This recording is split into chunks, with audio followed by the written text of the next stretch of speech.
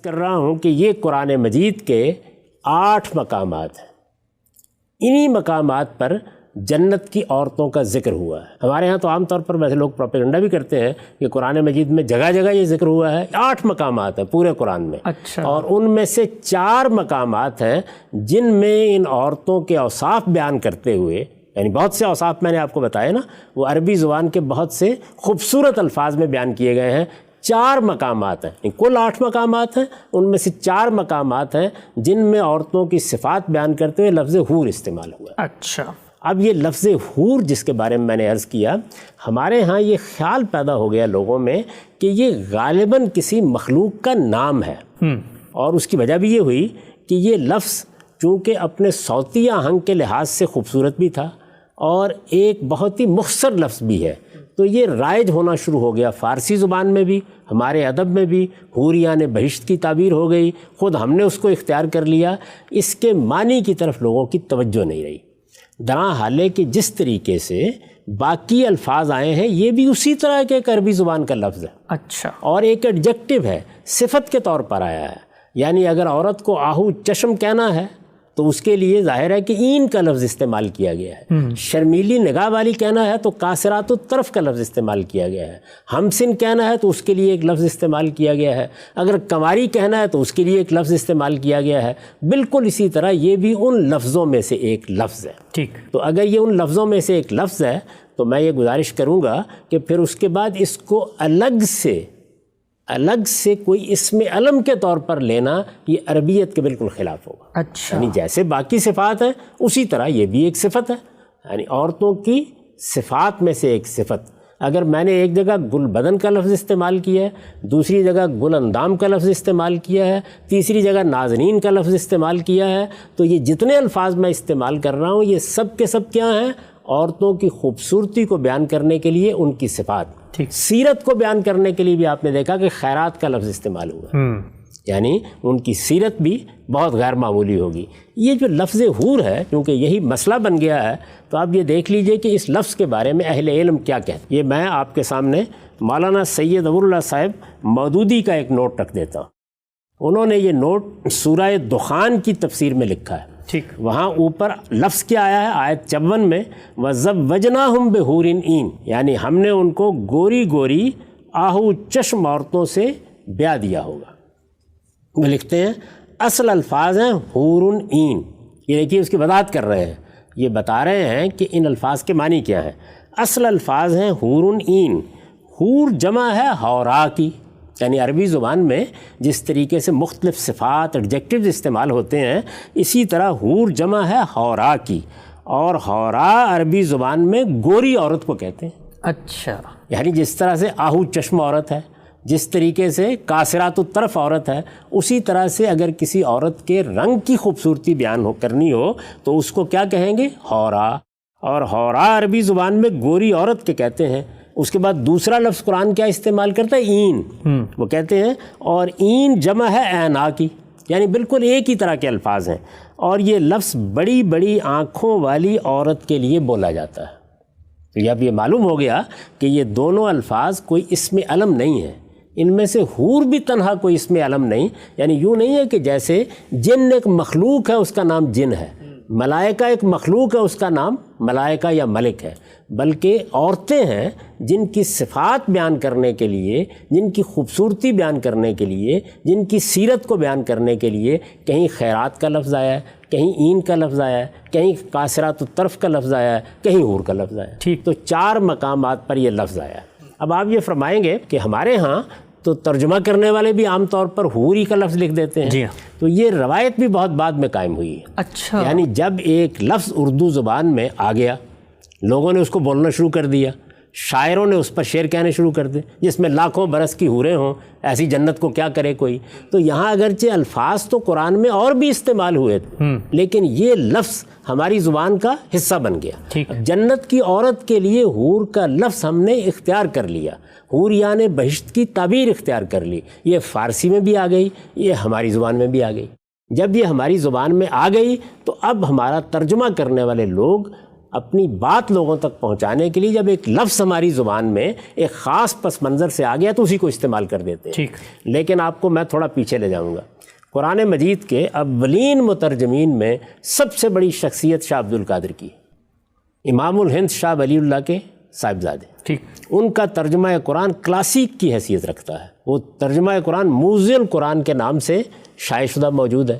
آپ کو معلوم ہے کہ باقی مترجمین بالعموم انہی کے ترجمے کو نئی صورت دیتے رہتے ہیں. یعنی جس طرح کہ کوئی چیز بنیاد ہوتی ہے تو شاہ صاحب کا ترجمہ اردو تراجم میں ایک کلاسیکی چیز ہے اور اولین بھی ہے، اولین ترجموں میں سے ہے. یعنی ہو سکتا ہے کہ کوئی ایک آدھ ترجمہ اور بھی لوگ نکالنا ہے، لیکن یہ حقیقت ہے کہ اردو زبان میں جس کو اولین ترجمہ مانا جاتا ہے عام طور پر وہ شاہ صاحب ہی کا ترجمہ ہے. اور شاہ صاحب کے ترجمے ہی کو سامنے رکھ کر دیوبند کے علماء میں تراجم کیے ہیں اور بہت سے اہل علم نے تراجم کیے ہیں. اور میں آپ سے عرض کر رہا ہوں کہ اس میں کوئی شبہ ہی نہیں ہے کہ وہی بنیادی ترجمہ ہے جس کو سامنے رکھنا ناگزیر ہو جاتا ہے. اور شاہ صاحب کا ملکہ عبور دسترس بھی عربی زبان اس میں کیا شبہ ہے جی. وہ ایک جلیل القدر عالم ہے اور وہ شاہ ولی اللہ کے گھرانے سے ہیں اور قرآن مجید کا انہوں نے ترجمہ کیا ہے، مختصر تفسیر لکھی ہے موزی القرآن کے نام سے. جلیل القدر عالم ہے اور میں نے آپ سے عرض کیا کہ ان کے ترجمے کو بنیاد مانا گیا ہے. وہ کلاسیک کا درجہ رکھتا ہے اردو زبان کے تراجم میں.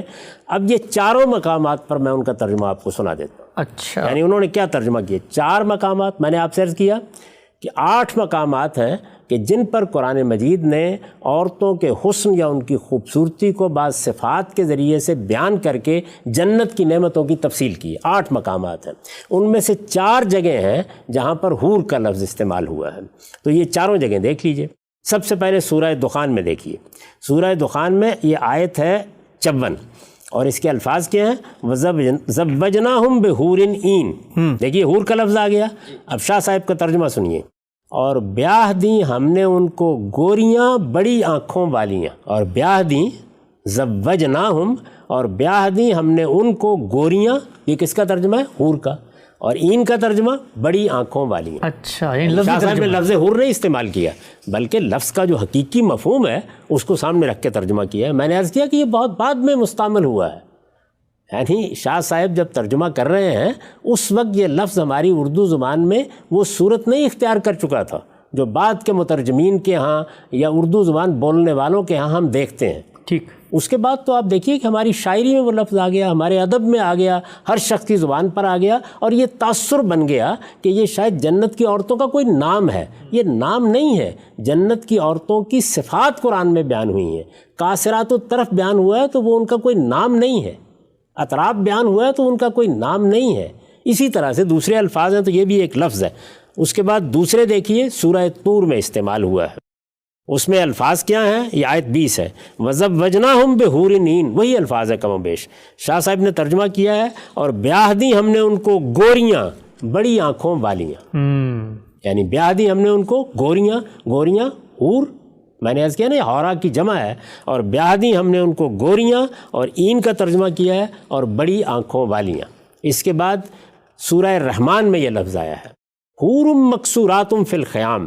یہ آیت 72 ہے. یہ میں سنا چکا اس کا ترجمہ حور مقصورات فی الخیام. اب دیکھیے اس کا ترجمہ کرتے ہیں وہ گوریاں رکی رہتیاں خیموں میں. اچھا، ہے نا حور مقصورات فی الخیام، خیموں میں ٹھہری ہوئی. تو وہ ترجمہ کر رہے ہیں گوریاں رکی رہتیاں خیموں میں. یعنی یہاں بھی ایڈجیکٹو کا ترجمہ ہو رہا ہے، اس کو وہ الگ سے علم نہیں بنا رہے. بالکل نہیں بنا رہے، کسی جگہ بھی نہیں بنایا انہوں نے. اس کے بعد آخری جگہ کون سی ہے؟ 4 مقامات پر آیا نا یہ لفظ قرآن مجید میں. واقعہ ہے. واقعہ کی آیت 22 ہے. اس میں الفاظ ہیں وَحُورٌ عِین اور شاہ صاحب نے ترجمہ کیا ہے اور گوریاں بڑی آنکھوں والی. اچھا، تو یہ شاہ صاحب کا ترجمہ ہے. یعنی یہ خیال نہ ہو کہ میں نے کوئی الگ ترجمہ کر دیا ہے جس میں ہر جگہ انہوں نے یہ بات واضح کر دی ہے اور ہر لحاظ سے واضح کر دی ہے کہ یہ در حقیقت ایک ایڈجیکٹو ہے، ایک اسم صفت ہے. اسی طرح کا ایڈجیکٹو اور اسم صفت جیسے ہم اپنے ادب میں اپنی شاعری میں عورتوں کی تصویر بیان کرتے ہوئے یا ان کی خوبصورتی کو بیان کرتے ہوئے بہت سے اوصاف صفات استعمال کرتے ہیں. آپ اپنے شاعروں کو پڑھ کے دیکھ لیں کیا کیا تعبیریں ہیں جو انہوں نے اختیار کی ہیں. یہ آہو چشم کی تعبیر بھی خود ہماری شاعری میں موجود ہے. آنکھوں کی تعریف میں، لبوں کی تعریف میں، عارض کی تعریف میں بہت سی ایسی چیزیں ہیں یا تعبیریں ہیں جو ہماری شاعری اور ہمارے ادب میں بھی آپ کو مل جائیں گی. تو یہ قرآن مجید ہے جس میں یہ بیان کیا گیا ہے کہ یہ عورتیں وہاں ہوں گی اور ان عورتوں کو بیاہ دیا جائے گا، یعنی جوڑے بنا دیے جائیں گے۔ پہلے یہ بیان کیا قرآن مجید نے کہ وہاں پر اسی طریقے سے عورتوں اور مردوں کے جوڑے ہوں گے۔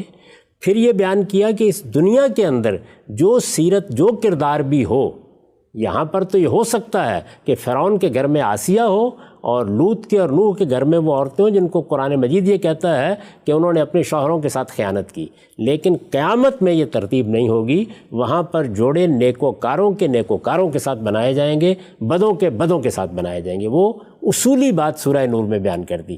اس کے بعد جب تفصیل کرنا شروع کی تو تفصیل میں حسن کو، جمال کو، سیرت کو، کردار کو، سب چیزوں کو مختلف جگہوں پر نمایاں کیا، یہاں تک کہ عمر کیا ہوگی، ہم سن ہوں گی، یہاں تک کہ کنواری ہوں گی۔ یہ ساری باتیں بیان کی قرآن مجید نے، اور بیان کرنے کے بعد اس میں یہ لفظ حور بھی استعمال کیا جو رنگ کو بیان کرتا ہے، رنگ کی خوبصورتی کو بیان کرتا ہے، اور وہ لفظ کیا تھا؟ حور، اور اس کا ترجمہ کیا ہے؟ گوریاں۔